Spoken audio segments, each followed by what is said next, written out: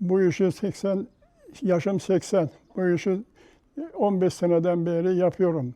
Vatandaşlara, komşulara, gelene, ihtiyacı olan gelip benden alıyor. Vatandaş da getirirse ben bağlıyorum. Anladın mı? Bu işi yanında bir çırak, mırak yetiştirmek derseniz, fakat kimse bunu işin yanaşıp da benimseyip de bu işi yapmıyor. Artık bizden sonra bu işler yavaş yavaş kalıyor. Bütün bunu bağlayanlar yaşlılar. Yaşlılar, yeni yetişenler çıkmıyor.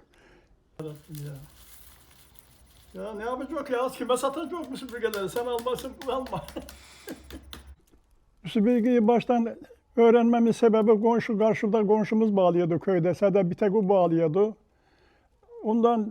Ondan öğrendim. Onun süpürgesini aldım, söktüm, baktım nasıl yapmış, nasıl etmiş. Onu baktım, söktükten sonra bir yaptık, olmadı. 2 yaptık, olmadı. 3.'de, 4.'de derken düzelttik işi. Ondan beri devamlı ediyoruz.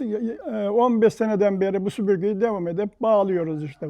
Vatandaş getiriyor, ben bağlıyorum.